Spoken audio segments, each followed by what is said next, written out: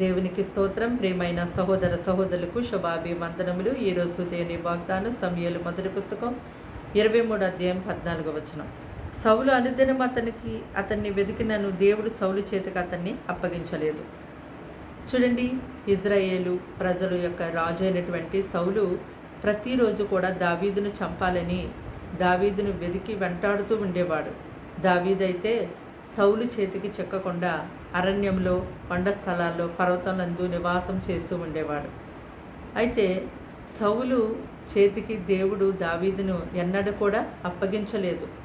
అయితే దావీదు చేతికి సౌలును దేవుడు అనేకసార్లు అప్పగించినప్పటికీ మరి ఎంత మాత్రము కూడా దావీదు సౌలును చంపలేదు. దావీదు అన్నాడు కదా, తన యొక్క జనాంగముతో మరి యెహోవా చేత అభిషేకం పొందినటువంటి వాణిని చంపి నిర్దోషగుట ఎవనికి సాధ్యము అని అన్నాడు. కాబట్టి నేను సౌలుని చంపను అని చెప్పి సౌలుని దావీదు చంపకుండా వదిలిపెట్టేశాడు. చూడండి, దేవుడు సౌలు చేతికి దావీదును చిక్కకుండా ప్రతి క్షణము కూడా దేవుడు తన కనుపాప వలె దావీదును ఎంతో కాపాడి రక్షించారు. దావీదుకు కలిగినటువంటి ఆపదలన్నిటిలో నుండి దేవుడే దావీదును విడిపించారు. ప్రభువే తన యొక్క భక్తుల యొక్క ప్రాణాల్ని వారి శత్రువుల చేతిలో నుండి ఎంతో గొప్పగా కాపాడుతారు. కనుక మన యొక్క కాలగతులు అన్నీ కూడా దేవుని యొక్క వశంలో ఉన్నాయి.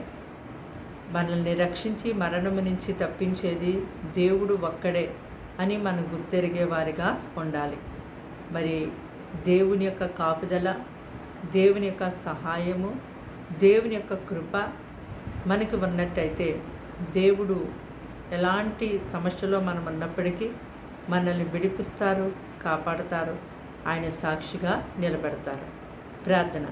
దేవానికి వందనములు, స్తోత్రాలు, స్తుతులు చెల్లిస్తున్నాం తండ్రి. మాటలు వింటున్నా నీ బిడ్డల్ని మీ రక్తంతో కడిగి ముట్టి బలపరిచి దీవించి ఆశీర్వదించండి. ఆయుష్ ఆరోగ్యం ఇవ్వండి. ఈ దినమంతా వారికి మీ సన్ని తోడుగుంచండి. కీడు శోధన అప్పాన్ని తప్పించండి. ప్రతి ఒక్క సాతాను శోధనలను అగ్నిలో కాల్చి వేస్తున్నాం. చిన్నవారి మొదలు పెద్దవారి వరకు అందరినీ పేరు పేరు చొప్పున దీవించి కాపాడి ఆశీర్వదించమని, దినమంతా నీ బిడ్డలకి తోడయుండి సహాయం చేయమని యేసు నామములో ప్రార్థన సమర్పించి వేడుకుంటున్నాం తండ్రి.